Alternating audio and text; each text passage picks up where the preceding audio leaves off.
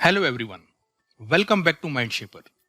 Friends, ये Hindi proverbs का दूसरा वीडियो है और इस वीडियो में हम 10 और ऐसे हिंदी मुहावरों की इंग्लिश जानेंगे जो हम बचपन से सुनते आए हैं और डेली कन्वर्सेशन में बहुत यूज किए जाते हैं।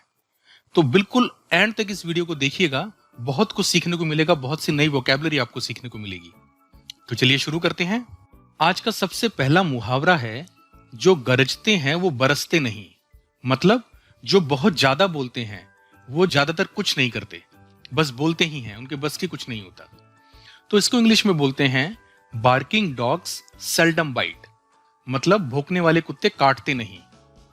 इसमें जो वर्ड्स यूज हुए हैं वो है बार्क, जिसका मतलब होता है भौंकना, सेल्डम का मतलब होता है कभी कभार, और बाइट का मतलब होता है काटना। जो गरजते हैं वो बरसते नहीं, बार्किंग डॉग्स सेल्डम बाइट। अगला मुहावरा देखते हैं, लोहा लोहे को काटता है। इसका मतलब है कि एक शक्तिशाली इंसान को कोई दूसरा शक्तिशाली इंसान ही हरा सकता है। इसको इंग्लिश में हम बोलते हैं डायमंड्स कट डायमंड्स। और डायमंड तो आपको पता ही है, डायमंड का मतलब होता है हीरा। लोहा लोहे को काटता है, डायमंड्स कट डायमंड्स। अगला मुहावरा देखते हैं, ऊंट के मुंह में जीरा। मतलब जहां पर बहुत ज्यादा की जरूरत है वहां पर किसी चीज का बहुत कम होना। इसको इंग्लिश में बोला जाता है a drop in the ocean.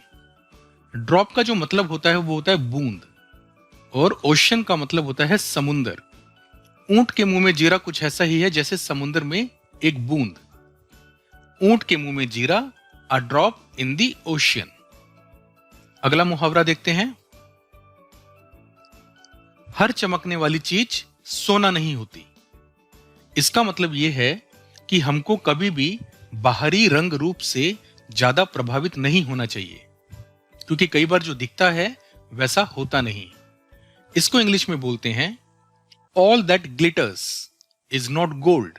Glitter का मतलब होता है चमकना, और गोल्ड का मतलब तो सबको पता ही है, गोल्ड का मतलब होता है सोना। हर चमकने वाली चीज सोना नहीं होती। All that glitters is not gold.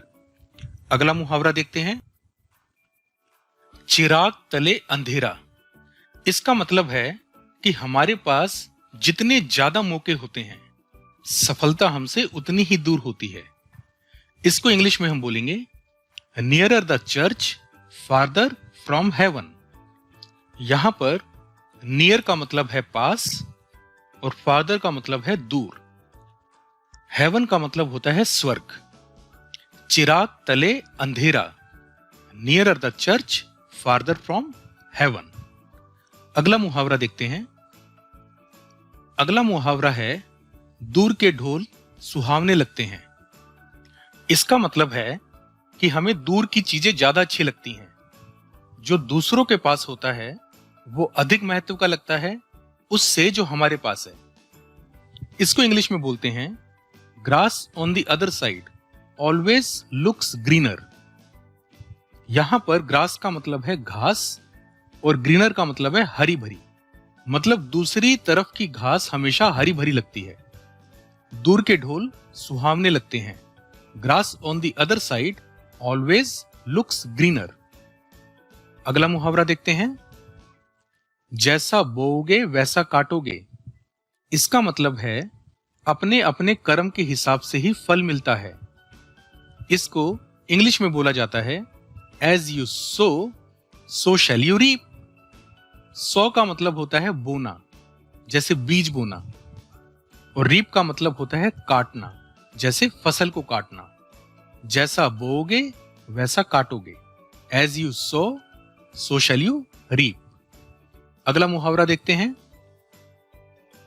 उल्टा चोर कोतवाल को डांटे।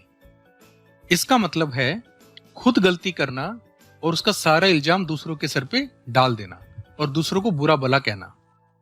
उल्टा चोर कोतवाल को डांटे। इसको इंग्लिश में बोलते हैं the pot is calling the kettle black. यहां पर कैटल का मतलब होता है केतली, और पोट जो है वो पतीले को बोला गया जिसमें चाय बनाते हैं। तो यहां पर ऐसा बोला गया है कि जो पोट है वो केतली को कह रहा है कि भाई तुम ज्यादा काले हो। ऑल्दो जिसमें चाय बनती है वो पतीला ज्यादा काला होता है। सो उल्टा चोर कोतवाल को डांटे, the pot is calling the kettle black. अगला मुहावरा देखते हैं, अब पछताए होत क्या जब चिड़िया चुग गई खेत।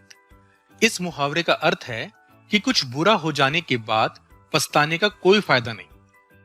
इसको इंग्लिश में बोला जाता है, it is no use crying over spilt milk. Cry का मतलब होता है रोना और स्पिल्ट मिल्क का मतलब होता है दूध का फट जाना।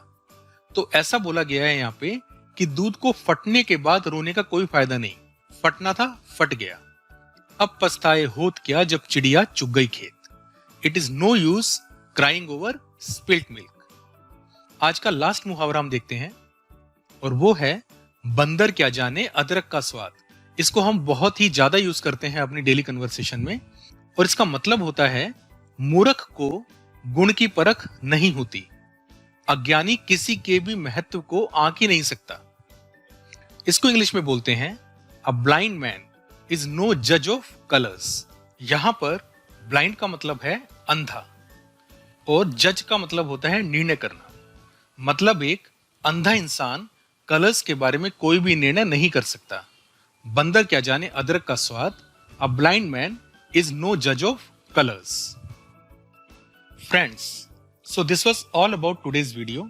मैं आशा करता हूं कि ये वीडियो आपको बहुत पसंद आया होगा और इसमें सीखे गए मुहावरों की इंग्लिश और साथ ही साथ बहुत सारी नई वोकैबुलरी आप अपनी डेली कन्वर्सेशन में यूज करके उसको और भी बेहतरीन और इंप्रेसिव बना पाएंगे।